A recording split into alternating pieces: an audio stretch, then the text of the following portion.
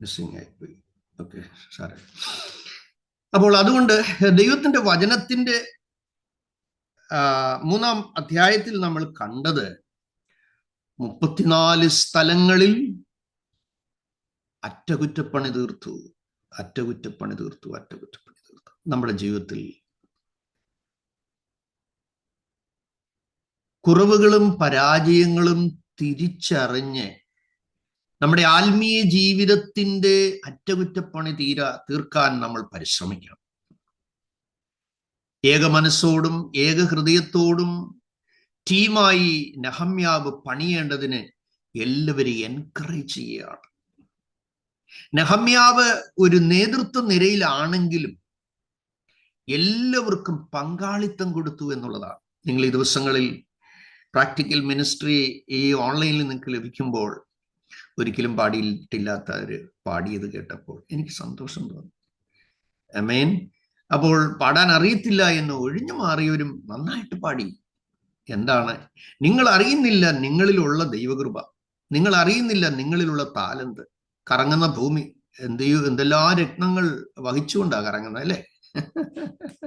പക്ഷെ ഭൂമി അത് അറിയുന്നുണ്ടോ? എന്നിൽ രത്നങ്ങളുണ്ട്, വിലയേറിയ മുത്തുണ്ട്. അറിയുന്നില്ല, ഭൂമി കറങ്ങിക്കൊണ്ടിരിക്കും. ഇതുപോലെ നമ്മുടെ ജീവിതം ഇങ്ങനെ നമ്മളിൽ ദൈവം പകർന്നിരിക്കുന്നത് ഇതുപോലെയുള്ള പ്ലാറ്റ്ഫോമിൽ അവസരങ്ങൾ ദൈവം തരുമ്പോൾ നല്ല പരിശീലനത്തിനും നമ്മൾ തയ്യാറാകുമ്പോൾ അതിൻ്റെ അറ്റകുറ്റപ്പണികളൊക്കെ നടത്തി ഭംഗിയായി കുറെ കൂടെ ഉത്സാഹമായി കർത്താവിൻ്റെ കാര്യങ്ങൾ ചെയ്യാനായിട്ട് നമുക്ക് കഴിയും. നിങ്ങളുടെ കഠിനമായ പരിശ്രമം കൂടെ അതിന് ആവശ്യമായിരിക്കുകയാണ്. നിങ്ങൾ ശ്രദ്ധിക്കുക, ഈ 3-ാമത്തെ അധ്യായത്തിൽ നമ്മളിനി ചിന്തിക്കാൻ പോകുന്ന 1-2 അതിപ്രധാനമായ കാര്യം.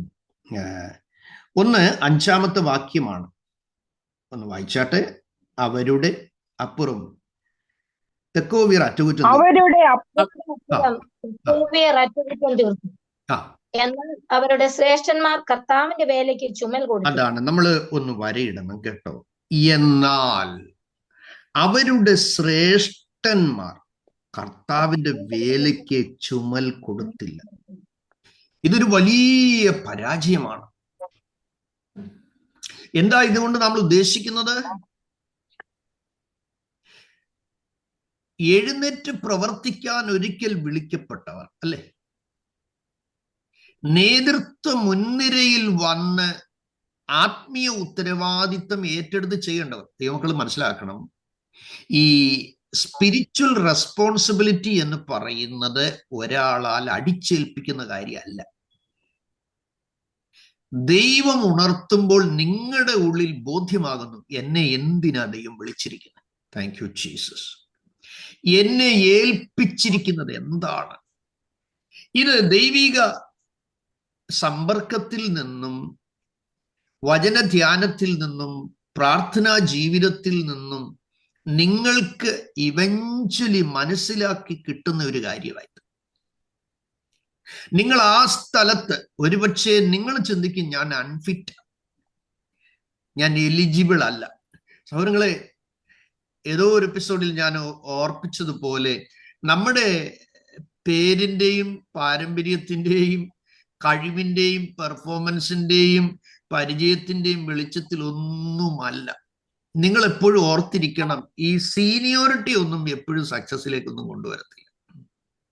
അല്ലെ പരിചയ മഹത്വം ഒന്നും എപ്പോഴും ദൈവമഹത്വത്തിലേക്ക് കൊണ്ടുവരികയില്ല. എല്ലാ നേതൃത്വത്തിനും അബദ്ധങ്ങൾ പറ്റിയിട്ടുണ്ട്. മോശ തന്റെ പ്രാർത്ഥനയിൽ 10 ബാധ മിസ്രൈമിൽ വന്നു, അല്ലെ? വടി നീട്ടിയപ്പോൾ കടല് പിളർന്നു മാറി. പക്ഷെ കുറച്ച് മുന്നോട്ട് എന്ന് കഴിഞ്ഞപ്പോൾ ദൈവം പറഞ്ഞു, നീ പാറയെ അടിക്കണം. അടിച്ചു.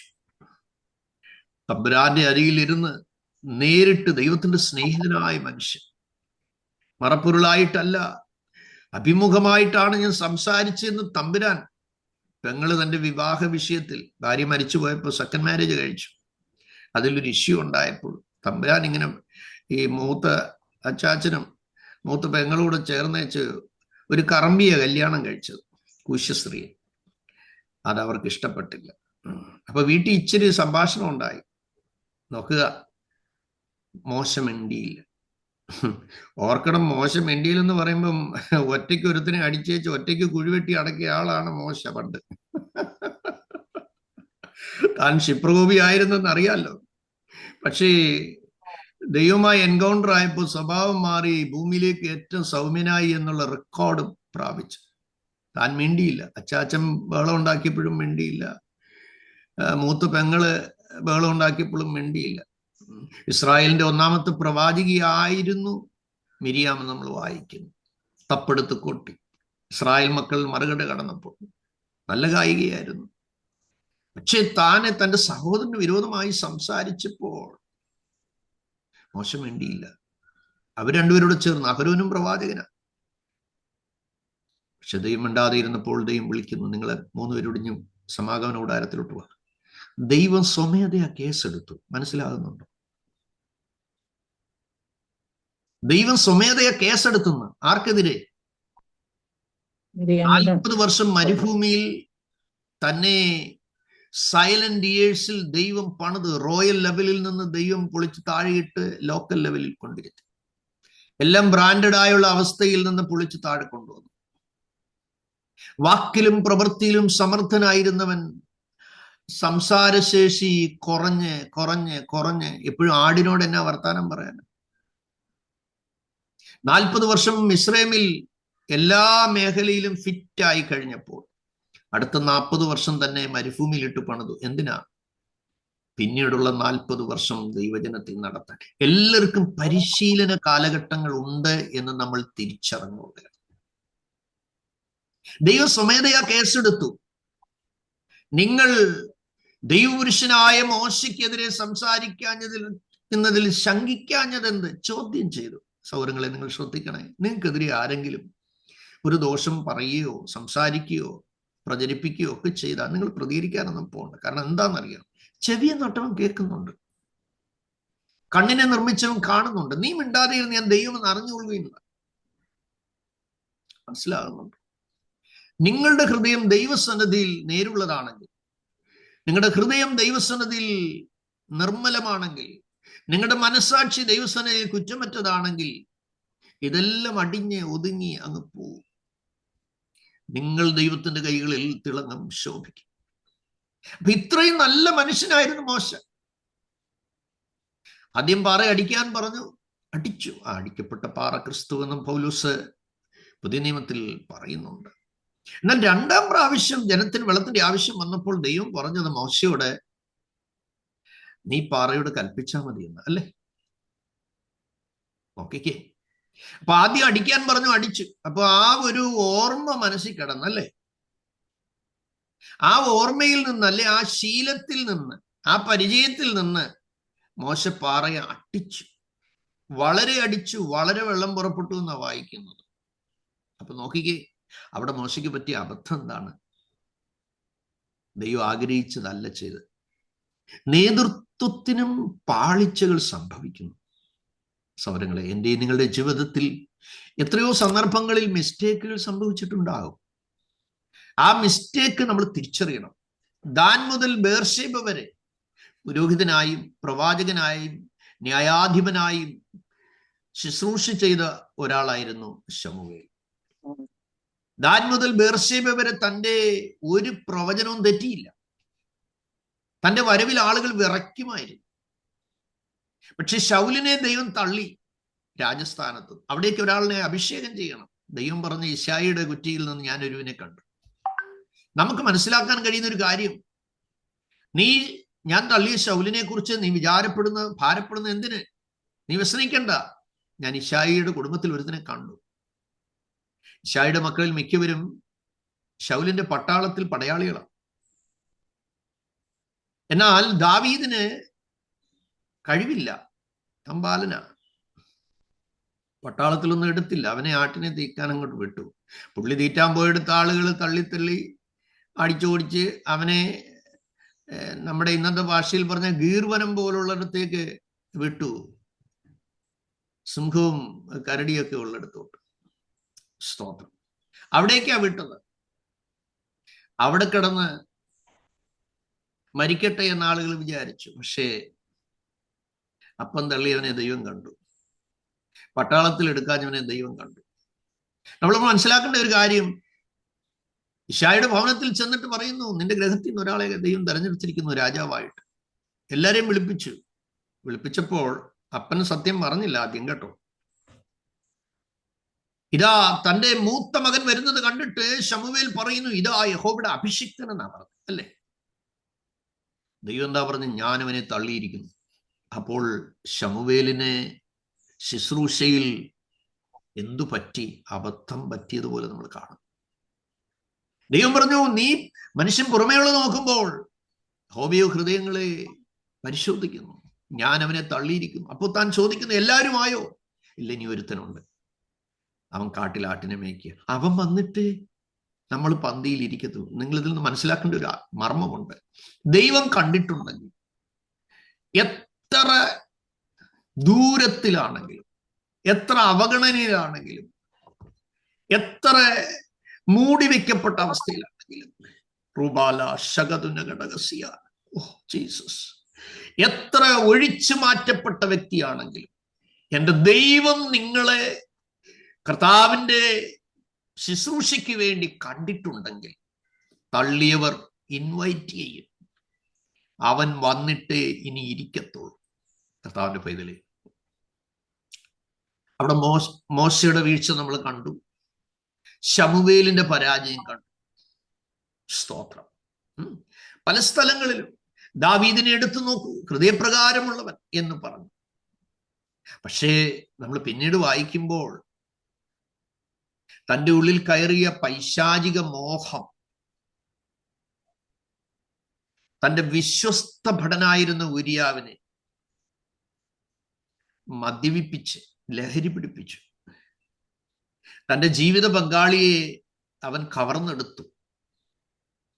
രഹസ്യമായി ചെയ്ത പാപം ആരും അറിഞ്ഞില്ല എന്ന് താൻ കരുതി.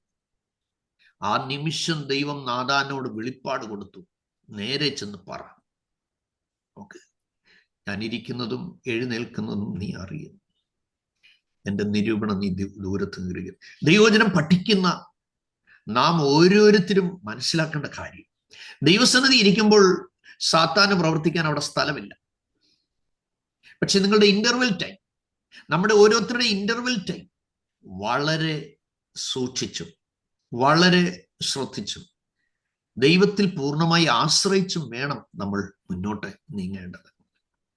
നോക്കുക, നിരന്തരം ദൈവാത്മാവ് ഇടപെട്ട മനുഷ്യൻ. തന്റെ കിന്നരം വായിക്കുമ്പോൾ ശൗലിന്റെ ഭൂതം പോയി നമ്മൾ വായിക്കുന്നുണ്ടല്ലേ? അതേ ദാവീദിന്റെ ഉള്ളിൽ ഇസ്രായേലിന് വിരോധമായി, ദൈവത്തിന് വിരോധമായി ജനത്തെ എണ്ണി നോക്കാൻ സാത്താൻ തോന്നിപ്പിച്ചു എന്ന് വായിക്കുന്നില്ലേ? അപ്പൊ എത്ര ആത്മീയരാണെങ്കിലും നമ്മുടെ ഉള്ളിൽ ദുരഭിമാനമോ നിഗളമോ അഹങ്കാരമോ പൊങ്ങച്ചമോ സ്വയപ്രശംസയോ സ്വയപ്പുകഴ്ചയോ ഒന്നും വരാതെ നമ്മൾ സൂക്ഷിക്കണം. എവിടെ വിജയം കിട്ടിയാലും എൻ്റെ വാത്സല്യ സഹോദരങ്ങളെ, നിങ്ങളുടെ കുഞ്ഞുങ്ങളോടും പറയണം, മക്കളെ, കർത്താവ് നമ്മളോട് കരുണ കാണിച്ചു.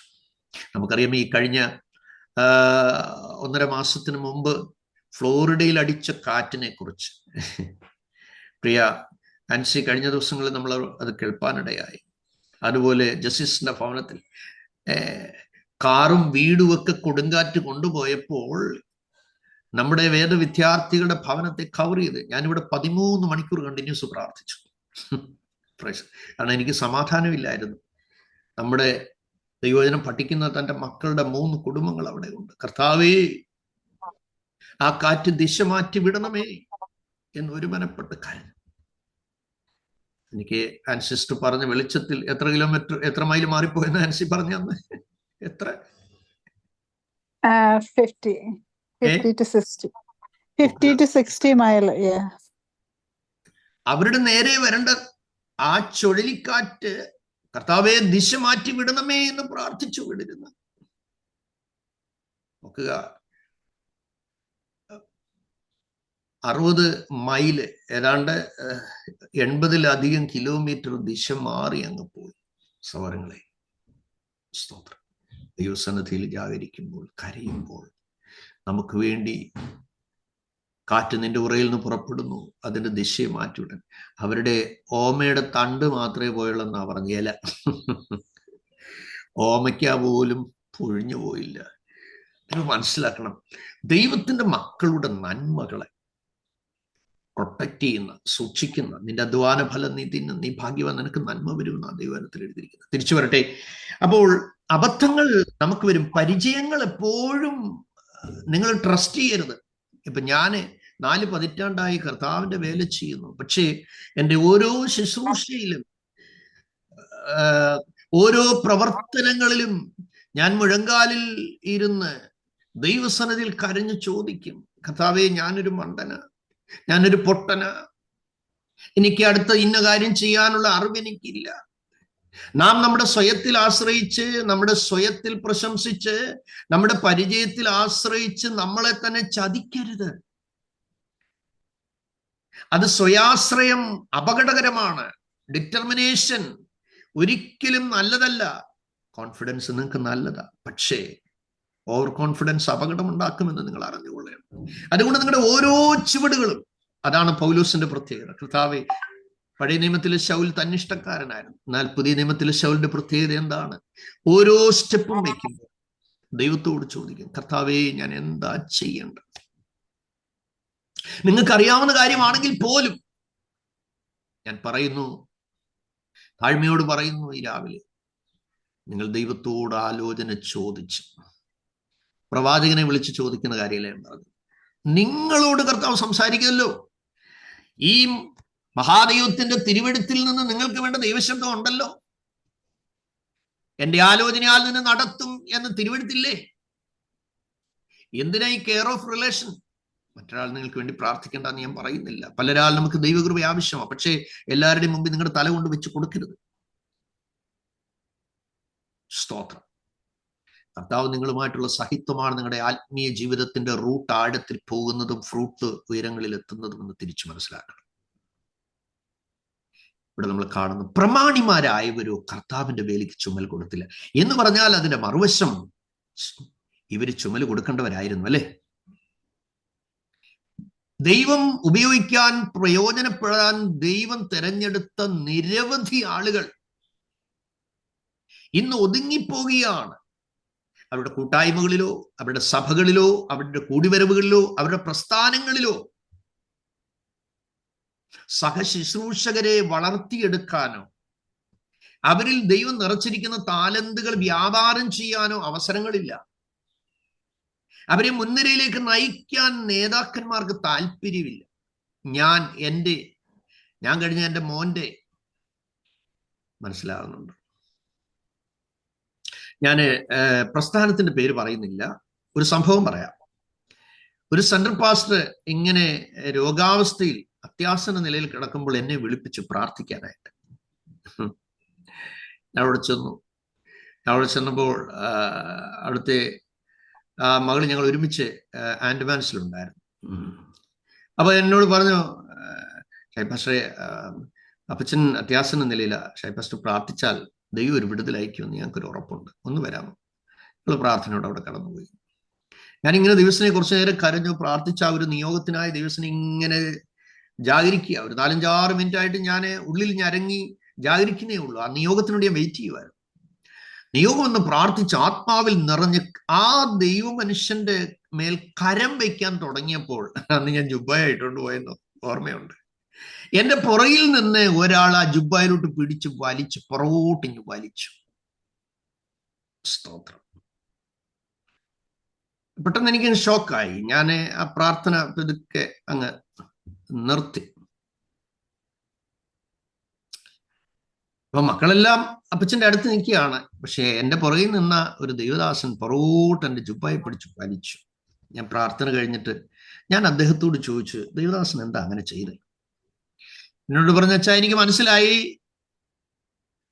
നിങ്ങൾ പ്രാർത്ഥിച്ചാൽ ഇദ്ദേഹം സൗഖ്യമാകും. സൗഖ്യമായാൽ പിന്നെ എനിക്ക് ചാൻസ് ഇല്ലെന്ന് മനസ്സിലായോ?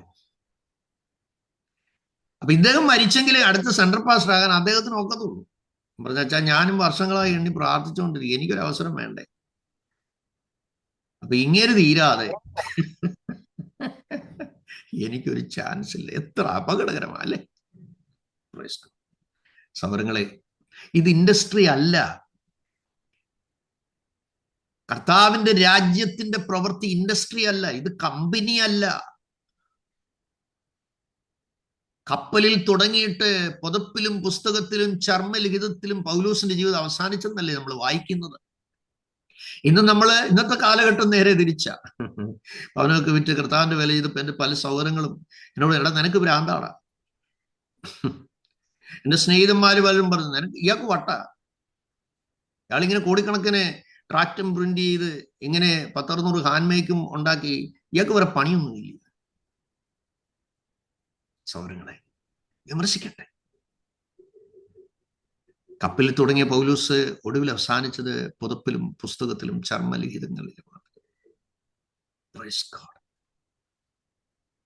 കർത്താവിന്റെ പ്രമാണിമാരായവരോ കർത്താവിന്റെ വേലയ്ക്ക് ചുമൽ കൊടുത്തില്ല. നിങ്ങൾ എപ്പോഴും മനസ്സിലാക്കണം, നിങ്ങളുടെ ചർച്ചിലല്ല നിങ്ങളുടെ റോള്.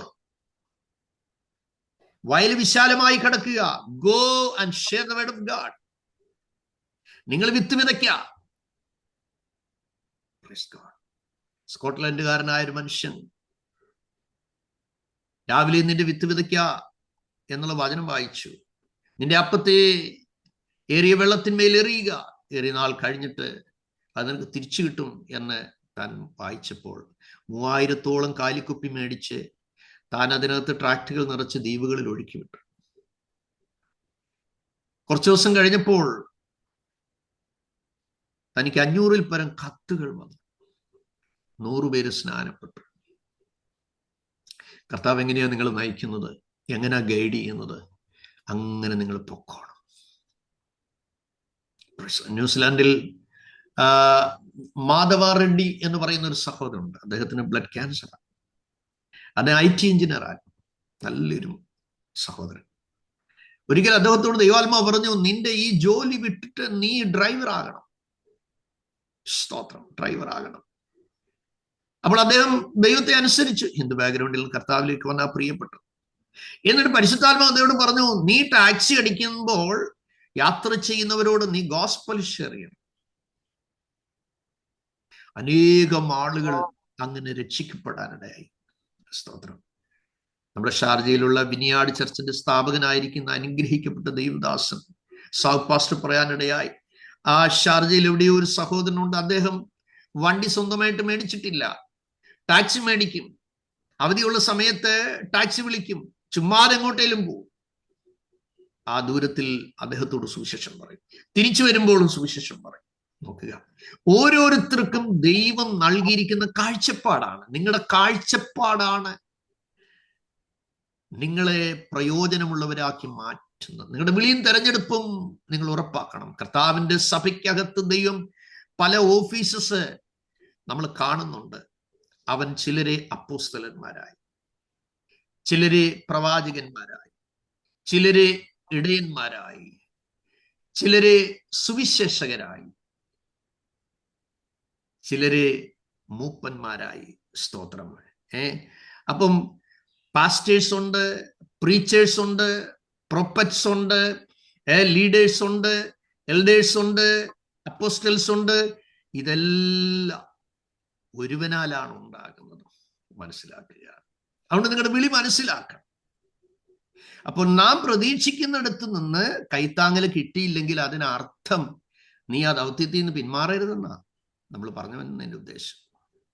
നിന്നെ എൻകറേജ് ചെയ്യുവാനും പ്രോത്സാഹിപ്പിക്കാനും വളർത്തിയെടുക്കാനും ആളുകൾ തയ്യാറായില്ലെങ്കിൽ നിന്റെ പ്രാർത്ഥനാ മുറിയിൽ ദൈവവുമായിട്ടുള്ള ഇടപെടലിൽ നിന്നെ ദൈവം ഒരുക്കി പുറത്ത് മറ്റൊരു ലീഡർഷിപ്പിലേക്ക് കൊണ്ടുവരും. ഒരാടെ കസേര തകർത്തേച്ച് നിങ്ങൾ, കർത്താവേ യേശുവിന്റെ നാമത്തിൽ ആ ദൈവദാസനെ ഇന്ന് തന്നെ മാറ്റണം കർത്താവേ, എന്നെ അവിടെ തന്നെ ആക്കണം കർത്താവ്. No no no no, don't pray like that. നിങ്ങൾ എവിടെയാകണമെന്ന് കർത്താവാണ് ആഗ്രഹിക്കുന്നത്. നിങ്ങൾ ഏത് വിധത്തിൽ പ്രവർത്തിക്കണമെന്ന് ദൈവമാണ് ആഗ്രഹിക്കുന്നത്. അദ്ദേഹത്തെ വിളിച്ച് വിളി അദ്ദേഹം ചെയ്യട്ടെ. ആ സഹോദരിയെ വിളിച്ച വിളിയിൽ അവർ ചെയ്യട്ടെ. ദർശനമുള്ള അബ്രഹാം പറയും, സഹോദര, നമ്മൾ സഹോദരങ്ങളല്ലോ. നീ ഇടത്തോട്ടെങ്കിൽ ഞാൻ വലത്തോട്ട് മാറിക്കോളാം, നീ വലത്തോട്ടാണെങ്കിൽ ഞാൻ ഇടത്തോട്ട് മാറിക്കോളാം.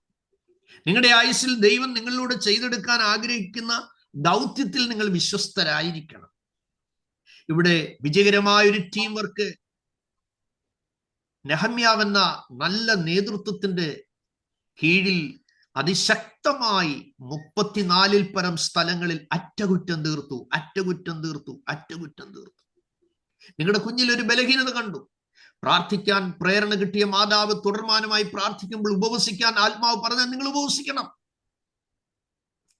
ചില വചനങ്ങൾ അതിനോടുള്ള ബന്ധത്തിൽ ദൈവം നിങ്ങൾക്ക് പ്രോമിസായി തരും. അതിൽ കയറി മുറുകെ പിടിക്കണം. നെഹമ്യാവ് ചെയ്തത് അതാ.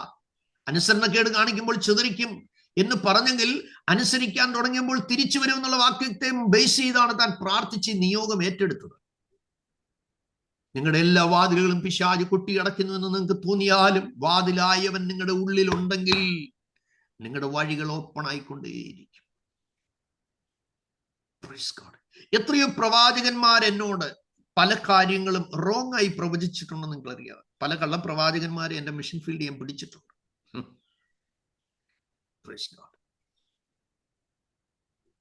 ജീവിത പങ്കാളിയോട് ദൂത് പറഞ്ഞ് വരട്ടിയവരുണ്ട്. ഫാൾസായിട്ടുള്ള പ്രൊപ്പസി. അതുകൊണ്ട് നിങ്ങൾ പ്രവാചക ശബ്ദങ്ങളുടെ പുറകെ പോയി വലയരുത്. Read the Bible every day, pray regularly, attend a spirit filled church. നിങ്ങൾ എല്ലാ ദിവസവും ദൈവവചനം ധ്യാനിക്കണം.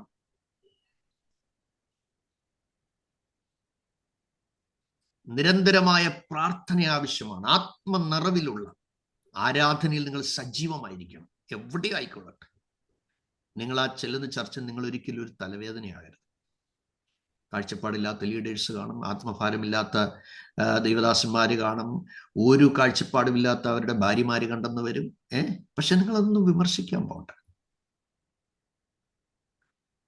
ഇരുട്ടിനെ കുറ്റം പറഞ്ഞാൽ പോകത്തില്ല. നിങ്ങൾ കത്താൻ വിളിക്കപ്പെട്ടവരാണ്. നിങ്ങൾ വെളിച്ചമായാൽ അവിടെ പ്രകാശം ഉണ്ടാകും. പുതിയ നിയമത്തിലേക്ക് വരുമ്പോൾ ഒരു പണിയെക്കുറിച്ച് നമ്മൾ കാണുകയാണ്. അത് നമ്മൾ പറഞ്ഞ് ചിന്തിച്ച് അവസാനിപ്പിക്കാം നമുക്ക്. സ്തോത്രം. മർക്കോസിന്റെ സുവിശേഷം 16-ാമത്തെ അധ്യായം 18-ാം വാക്യം. വേഗം നിങ്ങൾ ഞാൻ പറയുന്ന റെഫറൻസുകൾ സഭയെ, ദൈവസഭയെ കമ്പയർ ചെയ്തിരിക്കുന്ന ഏതിനോടൊക്കെയുള്ള ബന്ധത്തിലാണ് എന്നുകൂടെ നമ്മൾ ചിന്തിച്ച് ഇവിടെ അവസാനിപ്പിക്കാം. ഒന്ന്, കെട്ടിടം എന്ന നിലയിലാണ് നമ്മെക്കുറിച്ച് കർത്താവിന്റെ വചനം പറയുന്നത്. 1 കൊരിന്ത്യർ 3-ാം അധ്യായം 9-ാം വാക്യം. അപ്പൊ നാം ബിൽഡിംഗ് ആണെങ്കിൽ ബിൽഡർ ആരാണ്?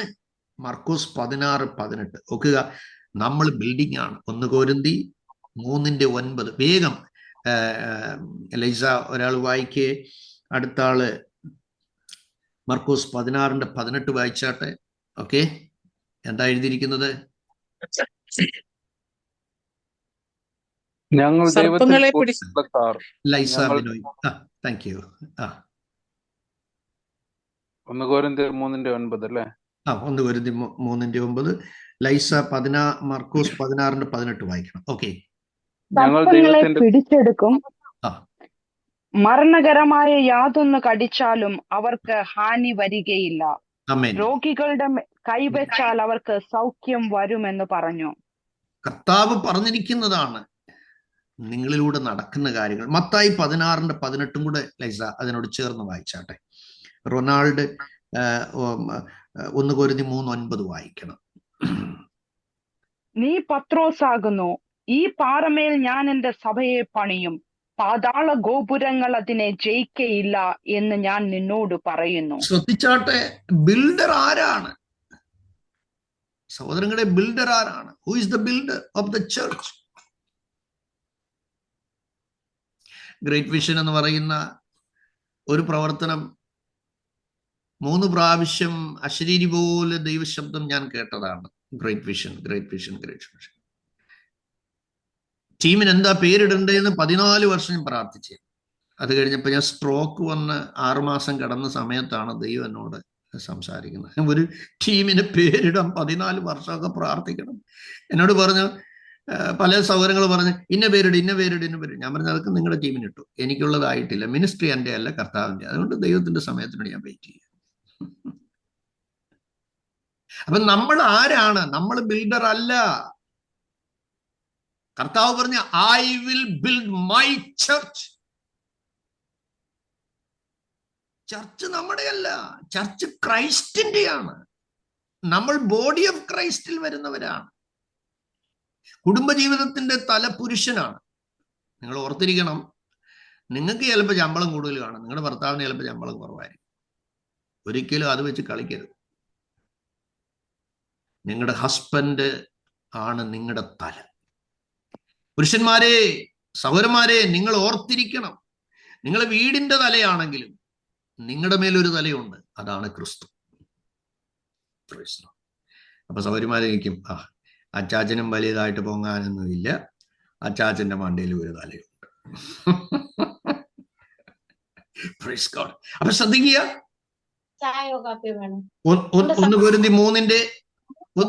1 കൊരിന്തി 3:9 എന്താ നമ്മൾ വായിക്കുന്നത്? റൊണാൾഡ്, ഞങ്ങൾ ദൈവത്തിന്റെ കൂട്ടുവേലക്കാർ. ഞങ്ങൾ ദൈവത്തിന്റെ കൂട്ടുവേലക്കാരാണ്. അടുത്തത്, നിങ്ങൾ ദൈവത്തിന്റെ കൃഷി. നിങ്ങൾ ദൈവത്തിന്റെ കൃഷി. നോക്കിയേ, ഓൺലൈൻ സെമിനാരിയിലൂടെ ദൈവത്തിന്റെ വചനം പഠിക്കുന്ന ഞാനും നിങ്ങളും എല്ലാവരും കൂട്ടുവേലക്കാരാണ്. ഞാൻ അർമേനിയിൽ ചെന്നിങ്ങനെ ക്ലാസ്സുകൾ എടുത്ത് ഇറങ്ങിയപ്പം കൊച്ചുങ്ങളെല്ലാം കൂടെ ചോദിച്ചു, ഞങ്ങൾ ഗ്രാൻഡ് പാന്ന് വിളിക്കണോ, അങ്കിളെന്ന് വിളിക്കണോ, പശപ്പിച്ചാന്ന് വിളിക്കണോ, എന്തോ വിളിക്കണ്ടേ? ഞാൻ പറഞ്ഞു, എന്നെ ഷാജി മാത്യുന്ന് മാത്രം വിളിച്ചാൽ മതി. അയ്യോ, സ്തോത്രം, ഞങ്ങൾ കൂട്ടുവേലക്കാർ, ദൈവത്തിന്റെ കൃഷി. അതാ പൗലോസ് പറയുന്നത്, ഞാൻ നട്ടു, പിന്നെ അപ്പല്ലോസ് വെള്ളമൊഴിച്ചു, കർത്താവ് വളരുമാറാക്കുന്നത്. നിങ്ങളുടെ വളർച്ചയുടെ പിൻപിലുള്ള കരം മാനുഷ്യമല്ലെന്ന് തിരിച്ചറിയുന്നുണ്ടോ? നിങ്ങളിപ്പോൾ ആയിരിക്കുന്നത് ദൈവകൃപയാലാണെന്ന് നിങ്ങൾക്ക് പറയാൻ പ്രാഗൽഭ്യമുണ്ടോ? എന്റെ കൈകളുടെ ബലത്താൽ ഇതെല്ലാം ഉണ്ടാക്കി എന്ന് പറയാതിരിക്കാൻ നമ്മൾ സൂക്ഷിച്ചോണമെന്ന് കർത്താവിന്റെ വചനം പറയുന്നുണ്ട്. സമ്പത്തുണ്ടാക്കുവാൻ അവനല്ലയോ നിങ്ങൾക്ക് ശക്തി തന്നത്. സമപ്രായക്കാർ ഇന്നും ദാരിദ്ര്യത്തിൽ കിടക്കുമ്പോൾ, വേദനകളിൽ കിടക്കുമ്പോൾ, അനേകരുടെ നടുവിൽ നിന്നെ മാന്യയാക്കി മാറ്റിയെങ്കിൽ, നനഞ്ഞ കണ്ണുകളോടെ ഓരോ നന്മയും അനുഭവിക്കുമ്പോൾ കണ്ണു നിറഞ്ഞ് സ്തോത്രം ചെയ്ത് ഹൃദയത്തിന്റെ ഉള്ളിൽ ദൈവത്തിന് മഹത്വം കൊടുത്തുകൊണ്ട് പറയണം, എൻ്റെ അപ്പൻ തന്നതാ, എൻ്റെ സ്വർഗീയ പിതാവാണ്. അപ്പൻ കരുതാത്തത് നിങ്ങൾക്ക് കരുതിയില്ലേ? അമ്മ തരാത്തത് ദൈവം നിങ്ങൾക്ക് തന്നില്ലേ? നിങ്ങളുടെ സഹോദരങ്ങൾ തരാത്തത് ദൈവം നിങ്ങൾക്ക് തന്നില്ലയോ? എൻ്റെ ദൈവം ആർക്ക് കടക്കാരനല്ല. നമ്മുടെ പ്രാർത്ഥനയുടെ അവസാന ആൻസി, അവൻ ആർക്കും കടക്കാരനല്ല എന്ന പാട്ട് പാടണം കേട്ടോ. ദൈവം ആർക്കും കടക്കാരനല്ല. ദൈവമാണ് ബിൽഡർ, നമ്മൾ അവന്റെ കൂട്ടുവേലക്കാരാണ് എന്നുള്ള കാര്യം ഓർത്തിരിക്കണം. അപ്പൊ നിങ്ങൾ മനസ്സിലാക്കുക, കർത്താവ് പറഞ്ഞ ഒരു ആപ്ത പോയിന്റ് ഉണ്ട്. എന്താണെന്നറിയാം? I will build my church, ഞാൻ എന്റെ സഭയെ പണിയും.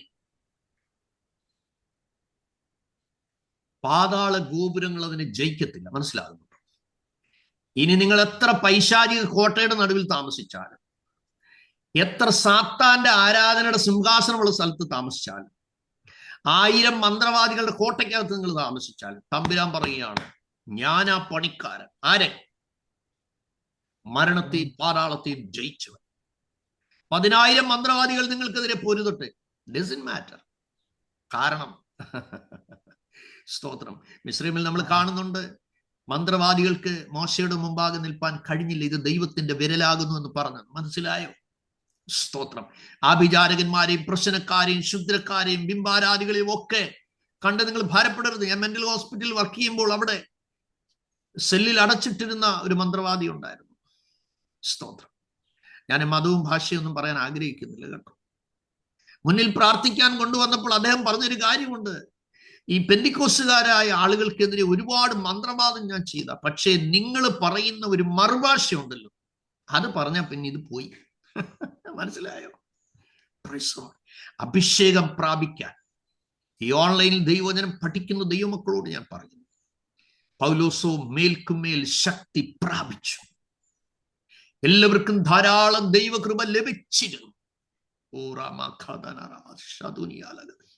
Oh Jesus. നിങ്ങൾ ക്ലാസ് കഴിഞ്ഞാലും വീട്ടിൽ സമയം കിട്ടുന്നവർ ദൈവസനയിൽ ഇരുന്ന് കരയണം. കർത്താവേ, എനിക്കിത് പോരാ, എനിക്കിത് പോരാ, എനിക്കിത് പോരാ എന്ന് പറ. നിങ്ങൾ തൃപ്തരാകരുത്. ആത്മീയ ദാരിദ്ര്യം നിങ്ങളെ ഭരിക്കണം. ക്രിസ്തുവിന് തലയോളമാണ് വളർച്ച. സ്തോത്രം. അപ്പൊ ഒന്ന്, കർത്താവ് നമ്മെ ഒരു ബിൽഡിംഗ് ആയി കാണുന്നു.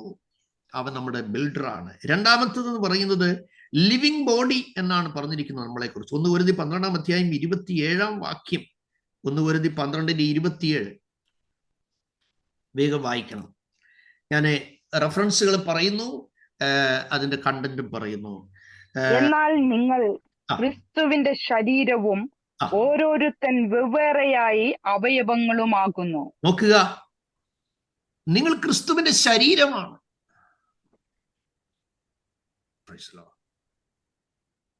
നാം ഓരോരുത്തരും അവയവമാണ്. അങ്ങനെയാണെന്നുണ്ടെങ്കിൽ, അത് ലിവിങ് ബോഡി ആണെങ്കിൽ, ഈ ബോഡിയുടെ ഹെഡ് ആരാണ്? കൊലോസ്യർ 2:19 എന്തെഴുതിയിരിക്കുന്നു? അപ്പൊ നമ്മൾ അവയവമാണ്. നിങ്ങൾ മനസ്സിലാക്കിക്കേ. ഗ്രേറ്റ് വിഷൻ ഓൺലൈൻ സെമിനാരിയിൽ ദൈവവചനം പഠിക്കുന്ന എൻ്റെ സഹോദരി സഹോദരന്മാരെ,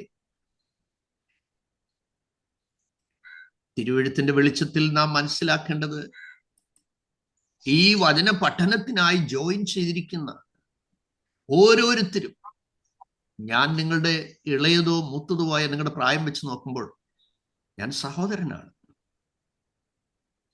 എൻ്റെ ഇളയ സഹോദരന്മാരും എൻ്റെ ഇളയ സഹോദരിമാരും മൂത്ത സഹോദരിമാരുമാണ് നിങ്ങളെ. അങ്ങനെയാ വചനം പറയുന്നത്. ഒരു കുടുംബം. അതുകൊണ്ടാ പൗലോസ് പറയുന്നത്, സ്വർഗത്തിലും ഭൂമിയിലുള്ള സകല കുടുംബത്തിനും പേർ വരുവാൻ കാരണഭൂതനായ കർത്താവിന്റെ സന്നിധിയിൽ ഞാൻ മുട്ടുകുത്തുന്നു. ദൈവ കുടുംബത്തിലെ മക്കളാണ് നമ്മൾ. അങ്ങനെയുണ്ടെങ്കിൽ അവയവമാണ്. അടുത്ത് എന്താ എഴുതിയിരിക്കുന്ന ലൈസ വായിച്ചേ? അതെ, തലയായവനിൽ നിന്നല്ലോ ശരീരം മുഴുവൻ സന്ധികളാലും ഞരമ്പുകളാലും ചൈതന്യം ലഭിച്ചും ഏകീഭവിച്ചും ദൈവികമായ വളർച്ച പ്രാപിക്കുന്നു. ആമേൻ. Perfect reading. God bless you. അപ്പൊ എന്താ എഴുതിയിരിക്കുന്നത് അവിടെ? തല ക്രിസ്തുവാണ്. അപ്പൊ അങ്ങനെ ഉണ്ടെങ്കിൽ കാല് തീരുമാനിക്കുന്നിടത്താണോ കാല് പോകുന്നത്, അതോ തല തീരുമാനിക്കുന്നിടത്താണോ? യെസ്. സിഗ്നൽ വരുന്നത് മേളിൽ അല്ലേ? നമ്മുടെ whole body system, nerve system നിങ്ങൾ മനസ്സിലാക്കണേ. ഒരു കുഞ്ഞു നരമ്പിന് കേടുവന്നാൽ തീർന്നില്ല. സ്തോത്രം. പണ്ടൊരിക്കൽ ഞാൻ സ്ട്രോക്കൊക്കെ വന്നു കഴിഞ്ഞ് കുറച്ച് നാൾ കഴിഞ്ഞപ്പം, നിങ്ങൾക്കറിയാമോ, എൻ്റെ ഓർമ്മശക്തി ഡിമെൻഷ്യ പോലുള്ളതാണെന്ന് എനിക്ക് തോന്നുന്നില്ല, പക്ഷേ ഓർമ്മശക്തി കുറഞ്ഞു. കുഞ്ഞുങ്ങളെ വിളിക്കാൻ സ്കൂളിൽ പോകേണ്ടതിന് പകരം ഓപ്പോസിറ്റ് ഡയറക്ഷനിൽ ഞാൻ 12 കിലോമീറ്റർ വണ്ടി ഓടിച്ചു പോയി. പലപ്പോഴും സാധനം മേടിച്ച് വീട്ടിൽ വരുന്നതിന് പകരം എങ്ങോട്ടൊക്കെയോ പോയി. ഓർമ്മ നഷ്ടപ്പെട്ടു പോയി. സഹോദരങ്ങളെ, നമ്മുടെ നെർവ് സിസ്റ്റത്തെയൊക്കെ ഭംഗിയായി സൂക്ഷിക്കുന്ന ദൈവത്തിന് എത്ര നന്ദി പറയണം അല്ലേ? ഓരോ ദിവസവും നിങ്ങളുടെ ആരോഗ്യത്തിനായി നന്ദി പറഞ്ഞ് സ്തോത്രം ചെയ്യണം. നിങ്ങൾ ഈ കമ്പനികളിൽ നിന്ന് കിട്ടുന്ന വാരിപ്പരട്ടുന്ന എല്ലാം കൂടെ വെച്ചൊന്നുമല്ല നിങ്ങൾക്ക് സൗന്ദര്യം കിട്ടുന്നത്. യഥാർത്ഥ സൗന്ദര്യം ദൈവകൃപയാണ്. ഞാനുള്ള കാര്യം പറയാം. വില കുറഞ്ഞ വില കൂടിയത് ഏതെടുത്ത് പരട്ടിക്കഴിഞ്ഞാൽ ഒരുപാട് ക്രീം തന്നെ ആണെങ്കിലും ശരീരത്തിന് പ്രശ്നങ്ങൾ ഉണ്ടാക്കും എന്ന് മെഡിക്കൽ സയൻസ് തന്നെ, വേൾഡ് WHO തന്നെ പറയുന്നുണ്ട്. പണ്ട് BP-യുടെ പോയിന്റ് വെച്ചിരുന്നതിനേക്കാൾ ഒത്തിരി താത്ത് എന്തിനാ? ഫാർമസ്യൂട്ടിക്കൽ കമ്പനികൾക്ക് ട്രില്യൻസ് ഉണ്ടാക്കാൻ വേണ്ടി. അവരതുപോലെ ഡോക്ടേഴ്സിനെ കൺവിൻസ് ചെയ്ത് അവർ പറഞ്ഞ് പ്രിസ്ക്രൈബ് ചെയ്യുന്നതെല്ലാം കൂടുതൽ കൂടുതൽ രോഗങ്ങൾ കൂട്ടാൻ വേണ്ടിയാണ്. ഞാൻ അതിലേക്ക് കയറുന്നില്ല. സ്തോത്രം. അപ്പൊ ക്രിസ്തുവാണ് നമ്മുടെ തലം. മൂന്നാമത്തെ പ്രത്യേകത, നാം അവിടുത്തെ ആടുകളാണ്. ലൂക്കോസ് 12:32. അപ്പൊ അവിടുത്തെ ആടുകളാണ് നമ്മളെങ്കിൽ ക്രൈസ്റ്റ് ആരാണ്? നമ്മുടെ ഇടയനാണെന്ന് യോഹന്നാൻ 10:11 പറയും. നോക്കുക. അപ്പൊ നമ്മെ എന്തിനോടെല്ലാം കമ്പയർ ചെയ്തിരിക്കുന്നു എന്നുള്ളതാണ് നമ്മൾ മനസ്സിലാക്കി വരുന്നത്. നെഹമ്യാവ് ടീമായി ഒന്നിച്ച് വർക്ക് ചെയ്തു. ഇവിടെ പുതിയ നിയമത്തിലേക്ക് നമ്മൾ വരുമ്പോൾ ക്രിസ്തുവെന്ന നേതാവിന്റെ കീഴിൽ ആ തലയായവനോട് ഒരുമിച്ച് നാം പ്രവർത്തിക്കുന്നതിനെ കുറിച്ചാണ് നമ്മൾ പറഞ്ഞത്. നിങ്ങൾക്ക് കാര്യം മനസ്സിലായല്ലോ? വളരെ പ്രാർത്ഥനയോട് കാര്യങ്ങൾ മനസ്സിലാക്കുക. ഒന്ന് നമ്മൾ കണ്ടു, നാം ബിൽഡിംഗ് ആണ്, കെട്ടിടമാണ്. ബിൽഡർ കർത്താവാണെന്ന് നമ്മൾ കണ്ടു. 1 കൊരിന്ത്യർ 3:9 നാം ബിൽഡിംഗ് ആണെന്നും കെട്ടിടമാണെന്നും കർത്താവാണ് പണിക്കാരെന്ന് മാർക്കോസ് 16:18 നമ്മൾ വായിച്ചു. ആമേൻ, സ്തോത്രം. ഓക്കെ, അപ്പോൾ തന്നെ പൗലോസ് പറയുന്നുണ്ട്, ഈ പണിക്കാരനായിരിക്കുമ്പോൾ തന്നെ എഫേസ്യർ 2:19-20 കൂടെ അതിന്റെ കൂട്ടത്തിൽ വായിക്കേണ്ടിയിരിക്കുന്നതായിട്ട് എനിക്ക് തോന്നുന്നു. എഫേസ്യർ 2:19-20, വിശേഷാൽ 20-ാം വാക്യം ഒന്നെടുത്ത് നോക്കി. എന്താ എഴുതിയിരിക്കുന്നത്? ആകയാൽ നിങ്ങൾ ഇനി അന്യന്മാരും പരദേശികളുമല്ല, വിശുദ്ധന്മാരുടെ സഖ പൗരന്മാരും ദൈവത്തിന്റെ ഭവനക്കാരുമത്രേ. ക്രിസ്തുയേശു തന്നെ മൂലക്കല്ലായിരിക്കെ നിങ്ങളെ അപ്പോസ്തോലന്മാരും പ്രവാചകന്മാരും എന്ന അടിസ്ഥാനത്തിന്മേൽ പണിതിരിക്കുന്നു. നിങ്ങൾ വളരെ ശ്രദ്ധിച്ച് മനസ്സിലാക്കിയാട്ടെ. മൂലക്കല്ല് ക്രിസ്തുവാണ്. സൗരങ്ങളെ, ക്രിസ്തുവിൽ പണിയപ്പെടുന്നതെല്ലാം നിലനിൽക്കുമെന്ന്. നിങ്ങൾ പണിയപ്പെട്ടിരിക്കുന്നത് പാറമേലാണോ? പെരുവെള്ളം വരട്ടെ, തിരമാല വരട്ടെ, ആ വീടിന്റെ മേൽ അലക്കട്ടെ, പക്ഷെ അത് വീണില്ല, അത് പാറമേലായി. നിങ്ങൾ ക്രിസ്തുവിന്റെ ഭവനക്കാർ. സ്തോത്രം. ആ 19-ാം വാക്യം ഒന്നുകൂടെ എല്ലാവരും ശ്രദ്ധിക്കുക. എന്താ എഴുതിയിരിക്കുന്നത്? ആകയാൽ നിങ്ങൾ ഇനി അന്യന്മാരും പരദേശികളുമല്ല. നോക്കുക, ഇനി നമ്മൾ സ്ട്രേഞ്ചേഴ്സ് അല്ല, നമ്മൾ പാളയത്തിന് ഇനിയും പുറത്തല്ല. പിന്നെ ആരാണ് നിങ്ങൾ? വിശുദ്ധന്മാരുടെ പൗരന്മാരും. നോക്കിക്കേ, വിശുദ്ധന്മാരുടെ കൂട്ടത്തിലുള്ള സഹഭൃത്യന്മാരാണ്, സഹഭടന്മാരാണ്, പിന്നെ ദൈവത്തിന്റെ ഭവനക്കാരാണ്. എത്ര ശ്രേഷ്ഠമായൊരു പദവിയാണ് ദൈവം നമുക്ക് തന്നിരിക്കുന്നത്, അല്ലേ? എനിക്ക് ആരുമില്ലല്ലോ, ഇനി നീ ഒന്ന് ആരും നിങ്ങൾ പറയരുത് കേട്ടോ. Praise God. ഒരു വല ഒരു കണ്ണിയിൽ തൊട്ട ആ വല മൊത്തം അനങ്ങും, അല്ലേ? ഒരു ചിറയിൽ ഒരു കല്ല് വീണാൽ ആ വീണെടുത്തതിന്റെ ഓളം നിൽക്കുകയില്ല, അതിങ്ങനെ വേവായിട്ട് പോകും. എന്തുകൊണ്ടാണ്? പുതിയ നിയമ ജനത്തെ ഉപദ്രവിച്ചപ്പോൾ ദൈവം ശൗലിനോട് പറഞ്ഞത്, നീ എന്നെ ഉപദ്രവിക്കുന്നതെന്ന്. കേസെടുത്തോണ്ടല്ലേ? ദൈവം സമേത കേസെടുത്തോണ്ടല്ലേ? നീ എന്നെ ഉപദ്രവിക്കുന്നതെന്തേ? ഓ Saul, why are prosecuting me? യെരുശലേമിലുള്ള ദൈവമക്കളെ നോവിച്ചെന്തിനെന്നല്ല ചോദിച്ചത്. ശമരിയയിലുള്ള ദൈവമക്കളെ നോവിച്ചെന്തിനെന്നല്ല ചോദിച്ചേ. യഹൂദിയയിലുള്ള ഗലീലിലുള്ള ദൈവമക്കളെ നോവിച്ചെന്തിനാണെന്നല്ല കർത്താവ് ചോദിച്ചത്. എന്നെ ഉപദ്രവിക്കുന്നതെന്ത്? ദൈവവചന ധ്യാനത്തിൽ പങ്കെടുക്കുന്ന ദൈവമക്കളോട് ഞാൻ വളരെ ഭയത്തോടും വിനയത്തോടും പറയാം, നിനക്കെതിരെ ഒരു ശബ്ദമുയർന്നാൽ, നിനക്കെതിരെ ശത്രു ദോഷം ചെയ്താൽ, നീ കാര്യം ദൈവസന്നിധിയിൽ വെച്ച് അവരെ ബ്ലസ് ചെയ്ത് പ്രാർത്ഥിച്ചാൽ മതി. ദൈവം ചോദ്യം ചെയ്യും, നീ എന്നെ ഉപദ്രവിക്കുന്നതെന്ന്.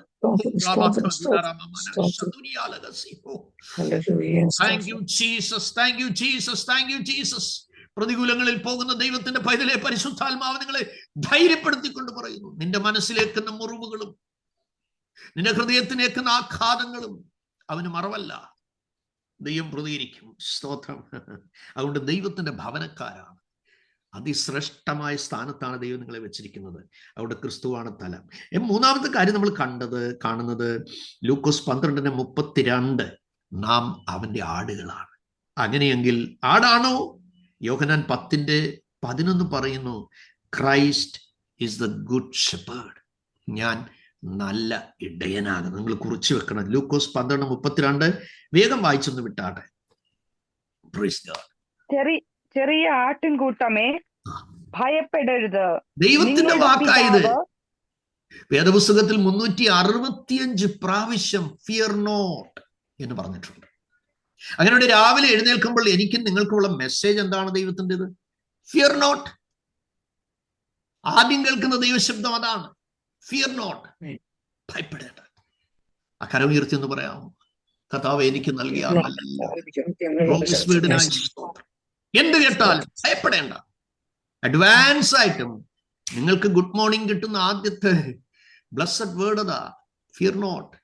ഓരോ ദിവസത്തിനും ദൈവം എഴുതി വെച്ചിരിക്കുക. അപ്പോൾ മനസ്സിലാക്കുക, യോഹന്നാൻ 10:11 പറയുന്നു, ഞാൻ നല്ല ഇടയൻ ആകുന്നു. Praise God. നാലാമത്തെ പ്രത്യേകത എന്ന് പറയുന്നത് നാം അവന്റെ മണവാട്ടിയായിട്ട് വെളിപ്പാട് പുസ്തകം 21 അധ്യായത്തിലേക്ക് വരുമ്പോൾ നമ്മെ വെച്ചിരിക്കുന്ന പദവിയെക്കുറിച്ച് നാം കാണുന്നു. സ്തോത്രം. എന്താണ്? Praise God. നാം ഈ കാണുന്ന ഭൂമി ആകാശം ഒഴിഞ്ഞു പോകുമെന്ന് വെളിപ്പാട് 21 പറയുന്നുണ്ട്. കർത്താവ് വചനത്തെ ഉറപ്പിക്കുന്നത് heaven and earth will pass away, but my word will never pass away. എൻ്റെ വചനം നാം കേൾക്കുന്നത്, ഞാൻ പങ്കുവയ്ക്കുന്നത്, നാം ഒരുമിച്ച് അനുസരിക്കുന്ന ഈ വചനം പറയുന്നു, ഇത് മാറത്തില്ല. നാം കാൽകുത്തിയ ഭൂമി മാറിപ്പോകും. ശാസ്ത്രജ്ഞന്മാരും മനുഷ്യവാസത്തിന് അതിമഹത്തായ യോഗ്യമായ ധാരാളം ഭൂമി ഉണ്ടെന്ന് കണ്ടുപിടിച്ചു. ഇതെല്ലാം നമ്മുടെ ട്രാൻസ്ഫർ, നമ്മുടെ ഷിഫ്റ്റിംഗ് ടൈമൊക്കെ അടുത്ത് വരിക കേട്ടോ. 2-ാം വാക്യത്തിൽ പറയുന്നു, പുതിയ യെരൂശലേം എന്ന വിശുദ്ധ നഗരം ഭർത്താവിനായി അലങ്കരിച്ചിട്ടുള്ള മണവാട്ടിയെ പോലെ ഒരുങ്ങി നിൽക്കും. സ്തോത്രം, സ്തോത്രം, സ്തോത്രം. ആമേൻ. കുഞ്ഞാട്ടിന്റെ കല്യാണം വന്നുകൊണ്ടിരിക്കുന്നുവല്ലോ. തന്റെ മണവാട്ടിയായ കാന്ത തന്നെത്താൻ ഒരുക്കിയിരിക്കുന്നു. വേറെ ആള് നിങ്ങളെ ഒരുക്കാനല്ല കേട്ടോ. മണവാട്ടിയെ, ഇവിടുത്തെ കല്യാണത്തിന് മണവാട്ടിയെ ബ്യൂട്ടി പാർലറുകാരെയൊക്കെ വിളിച്ച് അവരവരുടെ സൗകര്യം അനുസരിച്ച് ഒരുക്കും. ഞങ്ങളുടെ മോളുടെ കല്യാണത്തിന് ഞാൻ പറഞ്ഞു, മോളെ ആരെയും വിളിക്കണേ? ഡാഡി ആരെയും വിളിക്കണ്ട, ഞാൻ തന്നെ ഒരുങ്ങി അങ്ങ് പോക്കോളാം. ആ പൈസ കൊണ്ട് നമുക്ക് കർത്താവിന്റെ ദാസന്മാർക്ക് കൊടുക്കാം. എന്നിട്ടും ദൂഷണം ഞങ്ങൾ കേട്ടു. സാരമില്ല. അപ്പോൾ ആത്മീയ ഒരുക്കം അങ്ങനെയല്ല. ഒരിക്കലും ഒരു കല്യാണ വേദിയിൽ ആളുകൾ ചോദിച്ചു, മണവാട്ടി ഏതാ, മണവാട്ടി ഏതാ? ഇപ്പം പുള്ളി പറഞ്ഞ് പറയാം. പ്രത്യേക വേഷവിധാനങ്ങളൊന്നുമില്ല, നോർമലില്ല പറഞ്ഞവര്. അപ്പൊ മണവാളിനും മണവാട്ടിയും തങ്ങൾക്കായി ഒരുക്കിയിരിക്കുന്ന ഇരിപ്പിടത്തിന് മുമ്പിൽ വന്ന് നിൽക്കട്ടെ എന്ന് പറഞ്ഞപ്പോൾ ആ കസേരയിൽ മണവാട്ടിയെ പോലെ അതിനേക്കാൾ ബെസ്റ്റായിട്ട് ഒരുങ്ങിയ പലരും കല്യാണത്തിന് വന്നിട്ടുണ്ട്. പക്ഷെ ആ ഒരുക്കപ്പെട്ട അവർ മാത്രം ഫ്രണ്ടിൽ വന്നു. അപ്പൊ അടുത്തിരുന്ന ആൾ പറഞ്ഞത്, അതാ മണവാട്ടി. മനസ്സിലാകുന്നുണ്ടോ? അതിനുവേണ്ടി വിളിക്കപ്പെട്ടവർ, അതിനുവേണ്ടി നിയോഗിക്കപ്പെട്ടവർ മാത്രമേ അവിടെ എത്തത്തുള്ളൂ. Praise God. ഹല്ലേലൂയ. താൻ സൗരങ്ങളെ കർത്താവ് പറഞ്ഞു, നിങ്ങൾ എൻ്റെ നാമത്തിൽ പ്രവചിച്ചു, ഭൂതങ്ങളെ പുറത്താക്കി, രോഗികളെ സൗഖ്യമാക്കി, വീര്യപ്രവൃത്തികൾ ചെയ്തു. But I never knew you. ഞാൻ നിങ്ങളെ അറിയുന്നില്ല. എന്തുകൊണ്ട്? അധർമ്മം പ്രവർത്തിക്കുന്നവരെ എന്നെ വിട്ടുപോകുവിൻ. സ്തോത്രം. ആള് കൂടുന്നതല്ല ആത്മീയം. മനസ്സിലാക്കുക. കർത്താവിൻ്റെ കൂടെ ഉണ്ടോ?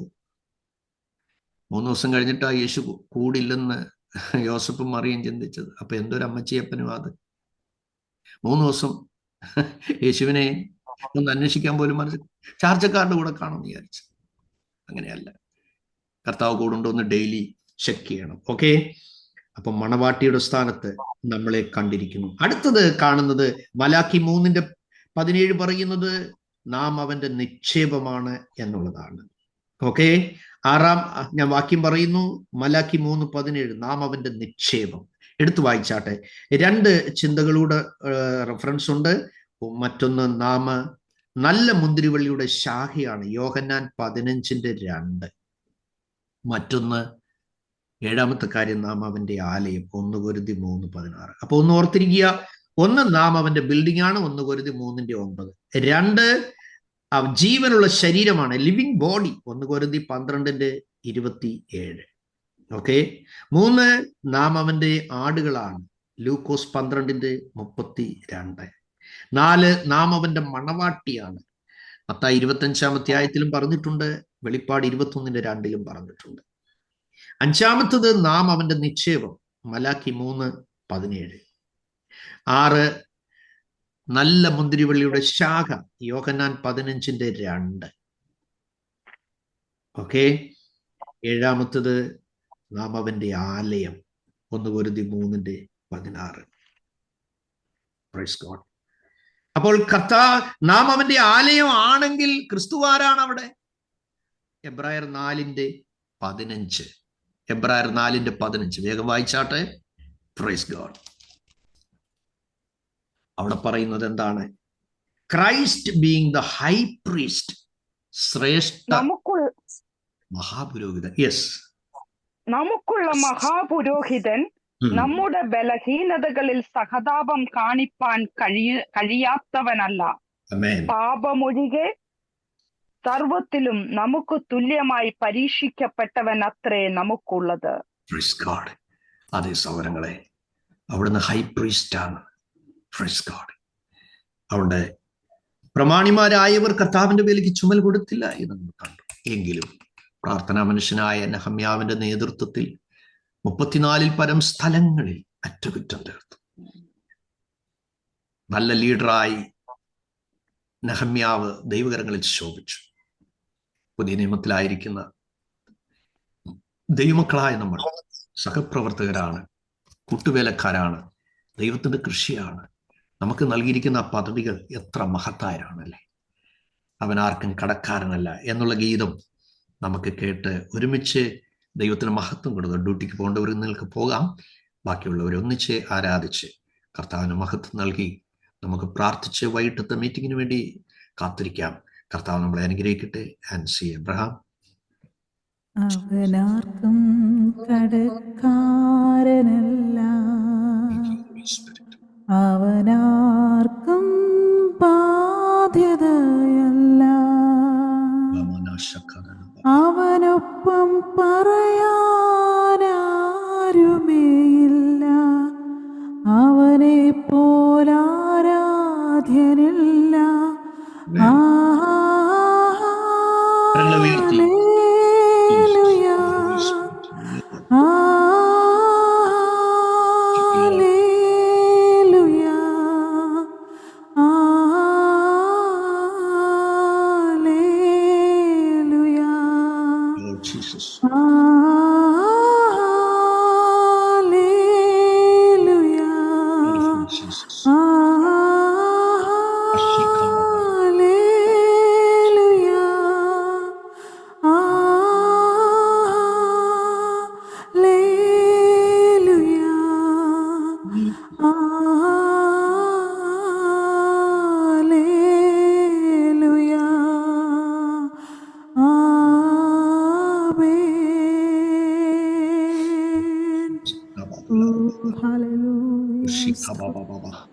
അതിൽ പ്രമന ഘടകതിനി ശകതുനി ഘടകസ്യാന. എൻ്റെ സഹോദരങ്ങളെ, നമ്മളെ കർത്താവ് വിളിക്കത്തോണം ശോഭിക്കേണ്ടതിന്, കർത്താവ് നമ്മളോട് പറഞ്ഞതൊക്കെ ചെയ്യേണ്ടതിന്, ദൈവം നമ്മെ പ്രേരിപ്പിച്ചതൊക്കെ ആ മഹത്വത്തിന് വേണ്ടി സ്റ്റെപ്പ് എടുക്കേണ്ടതിന്, നിങ്ങളുടെ ആയുസ്സിൽ നിങ്ങളോട് ചെയ്തെടുക്കാൻ ദൈവം നിങ്ങൾക്ക് ബോധ്യമാക്കി തന്ന കാര്യങ്ങൾ ഒരിക്കലും അവധി പറഞ്ഞ് നീട്ടിവെച്ച് നിങ്ങളുടെ ആയുസ് പാഴാക്കരുത്. Start today. സ്തോത്രം. Take a new decision today. Praise God. എന്നെ ശക്തനാക്കുന്നതിന് മുഖാന്തരം ഞാൻ സകലത്തിനും മതിയായവനെന്ന് തിരുവെഴുത്തിൽ കാണുന്നത് പോലെ ആ ദൈവ മഹത്വം കാണാൻ പരിശുദ്ധാത്മാവ് നമുക്ക് ഏവർക്കും കൃപ നൽകട്ടെ. Praise God. അമ്പിളി ശ്രീമാൻ പ്രാർത്ഥിച്ച.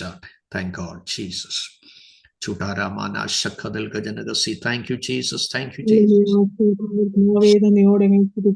സ്തോത്രം ചെയ്യുന്ന കർത്താവേ, നിന്റെ സന്നിധിയിൽ ഹല്ലേലൂയ ഞങ്ങൾക്ക് എല്ലാവർക്കും ആയിരിക്കാൻ കർത്താവേ, നിന്റെ വചനത്തിൽ നിന്ന് കേൾക്കുവാൻ എല്ലാം കർത്താവേ അവിടുന്ന് ഞങ്ങളെ സഹായിച്ചതിനായി സ്തോത്രം അപ്പാ. ഹല്ലേലൂയ. വിശേഷാൽ നിന്റെ ദാസനെ അവിടുന്ന് ശക്തിയോട് ഉപയോഗിച്ചതിനായി സ്തോത്രം. ഹല്ലേലൂയ കർത്താവേ, ഞങ്ങൾ കേട്ട വചനങ്ങൾ ഹല്ലേലൂയ അത് ഞങ്ങളുടെ ഹല്ലേലൂയ കർത്താവേ അത് ഞങ്ങളുടെ ജീവിതത്തിൽ പ്രായോഗികമാക്കുവാൻ തക്കവണ്ണം അവിടുന്ന് ഞങ്ങളെ സഹായിക്കണം കർത്താവേ. ദിവസങ്ങൾ അങ്ങയുടെ വേല കർത്താവെ അധികം ഹല്ലേലൂയ കർത്താവെ ഹല്ലേലൂയ അത് ഉത്സാഹത്തോടെ ചെയ്യുവാൻ തക്കവണ്ണം അവിടുന്ന് ഞങ്ങൾ ഓരോരുത്തരെയും സഹായിക്കണമേ എന്ന് പ്രാർത്ഥിക്കുന്നു കർത്താവെ. ഹല്ലേലൂയ ഹല്ലേലൂയ കർത്താവെ. ഹല്ലേലൂയ ചുമട് കൊടുക്കുവാൻ ആരും ഇല്ലായിരുന്നുവെങ്കിലും കർത്താവെ ഹല്ലേലൂയ പ്രാർത്ഥന മനുഷ്യനായ നെഹമ്യാവ് കർത്താവെ തന്റെ വേല ഹല്ലേലൂയ ചെയ്തെടുക്കുവാൻ തക്കവണ്ണം ഇടയായാൽ അതുപോലെ കർത്താവെ ഹല്ലേലൂയ അങ്ങ് എന്താഗ്രഹിക്കുന്നോ ഞങ്ങളെ കുറിച്ച് അതുപോലുള്ള രീതിയിൽ കർത്താവെ ആയിത്തീരുവാൻ തക്കവണ്ണം അവിടുന്ന് ഞങ്ങളെ ഓരോരുത്തരെയും സഹായിക്കണമേ എന്ന് പ്രാർത്ഥിക്കുന്നു. ഞങ്ങൾ ആയിരിക്കുന്ന മേഖലകള് കർത്താവെ ഞങ്ങളുടെ ജോലി സ്ഥലങ്ങളിലെല്ലാം കർത്താവിന്റെ സാക്ഷിയായി നിൽക്കുവാൻ കർത്താവെ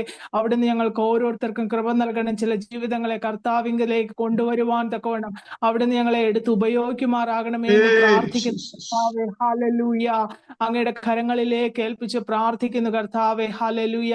വൈകിട്ട് മീറ്റിംഗ് കർത്താവ് ഏറ്റവും അനുഗ്രഹമാക്കണമേ എന്ന് പ്രാർത്ഥിക്കുന്നു. എല്ലാവർക്കും കടന്നു വന്ന് അറ്റൻഡ് ചെയ്യുവാൻ തക്കണം കർത്താവ് സഹായിക്കണം. നിരദാസിനെ കർത്താവെ അഭിഷേകത്തോടെ കൂട്ടിവരുത്തണമേ എന്ന് പ്രാർത്ഥിക്കുന്നു. പ്രാർത്ഥന ലീഡ് ചെയ്യുന്നവര്, അതുപോലെ കർത്താവെ ഹല്ലേലൂയ വർഷിപ്പ് ലീഡ് ചെയ്യുന്നവരെല്ലാവരെയും കർത്താവ് സഹായിക്കണമേ എന്ന് പ്രാർത്ഥിക്കുന്നു കർത്താവെ. നിന്റെ സന്നിധിയിൽ കർത്താവെ ഞങ്ങൾ ആയിരിക്കുന്ന സമയമെല്ലാം ഞങ്ങൾക്ക് ഏറ്റവും അനുഗ്രഹമാക്കണം കർത്താവെ. ഹല്ലേലൂയ. നിന്റെ സന്നിധിയിൽ നിന്ന് ഹല്ലേലൂയ കർത്താവെ ഹല്ലേലൂയ മാറിപ്പോകുവാൻ തക്കവണ്ണം ആരെയും അനുവദിപ്പിക്കരുതോ എന്ന് പ്രാർത്ഥിക്കുന്നു കർത്താവെ. ദുഷ്ടൻ ഞങ്ങളോട് അടുക്കുവാൻ അനുവദിക്കാതെ എല്ലാവരെയും രക്തക്കോട്ടയ്ക്കുള്ളിൽ മുദ്രയിട്ട് പ്രാർത്ഥിക്കുന്നു. അവിടെ ഞങ്ങളുടെ പ്രാർത്ഥന കേട്ടതിനായ സ്തോത്രം. സകലമാനവും മഹത്വം അങ്ങേക്ക് യേശു കർത്താവിൻ തന്നെ നാമത്തിൽ തന്നെ. ആമേൻ. ഒരുമിച്ച് ആശീർവാദം പറഞ്ഞാട്ട് എല്ലാവരോടും ചേർന്നു. ആമേൻ.